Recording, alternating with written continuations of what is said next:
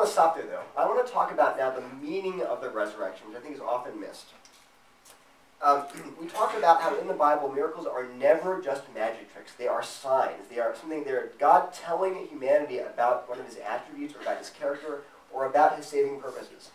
Now, to understand why the resurrection is important, is significant, we have to understand the story of the Bible.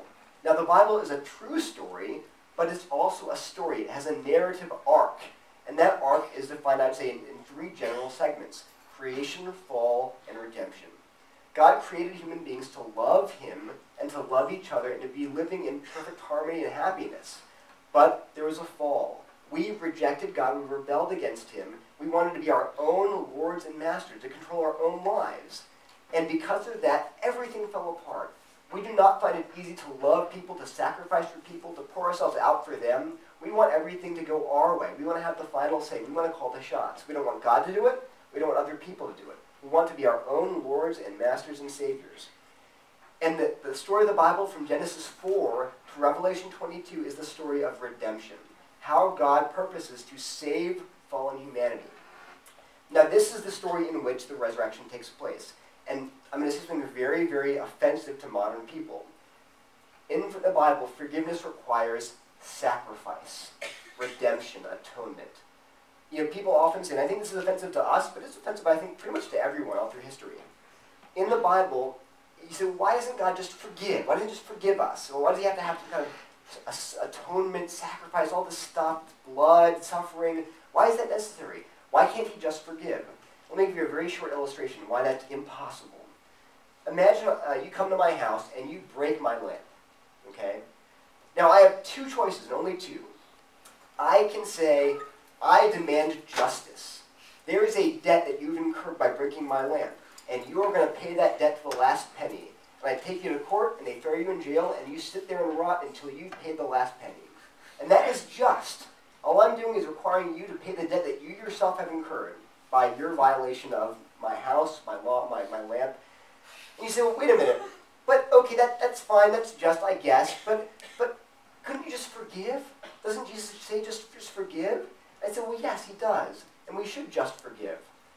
But the question is, what happens? What does just forgiving you entail?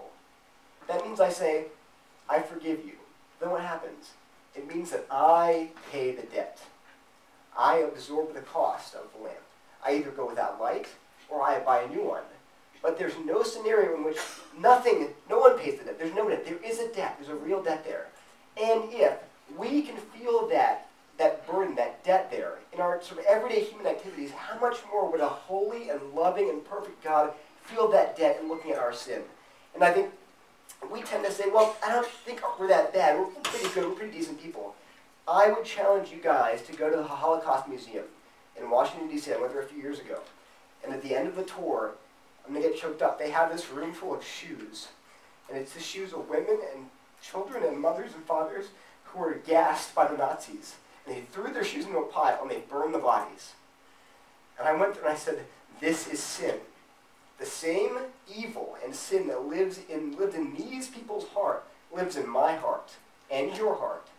And this is the debt that needs to be paid. God's love, his very love and his goodness demands the debt be paid. All of the horrors that we've inflicted on each other for millions of years, for thousands of years, need to be paid. So, we look at sin and it's not a big deal, but God thinks it's a big deal. So how does God reconcile sinful humanity to himself? And the answer is the cross. Jesus came, God himself came in the person of Jesus to suffer for our sin, to bear our sin on the cross, to take our place.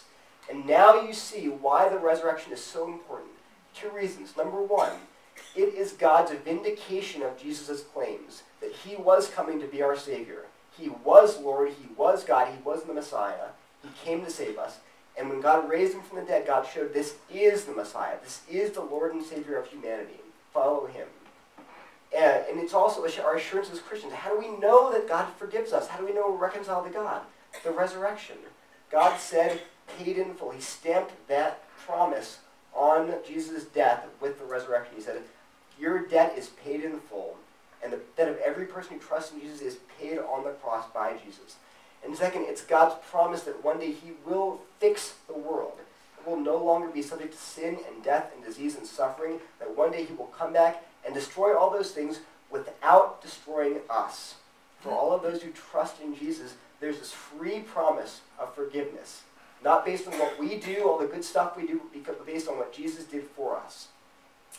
Okay, so in conclusion, I want to conclude with two remarks. First to Christians, second to non-Christians. I hope the Christians here have seen that Christianity is not about emotions. It's not about spiritual feelings. It is a religion grounded in historical fact and reality. Jesus didn't say, I'm the truth for you. He said, I am the truth. He didn't say, I'm the way for you. He said, I'm the way. So I hope this convinces you that when we're talking about things like the resurrection, even the miraculous things that seem very hard for us to believe, we're talking about actual historical events. But to non-Christians, I hope you see now that the resurrection is important. It is more important than you going home and watching American Idol or Dancing with the Stars or Project Runway, wherever you guys watch. It is something that you have to give your life to. Either when you decide it did happen and you trust in Jesus, you give your life to him completely and unreservedly. Or you need to devote your life to just exposing it as the biggest fraud ever perpetrated on humanity. And this was C.S. Lewis's conclusion in one of his best essays, Man or Rabbit. He said, this is not something you can just put on the back burner and let sleeping dogs lie. Or as I would say, let sleeping gods lie. This is either true or it's false. And I would urge you guys to explore the possibility that maybe these things this babbler is saying is actually true. So I will be sticking around after the talk for as long as people want to talk about these issues. You're welcome to ask me questions. I will try to answer them. And thank you very much again to the organizers for inviting me.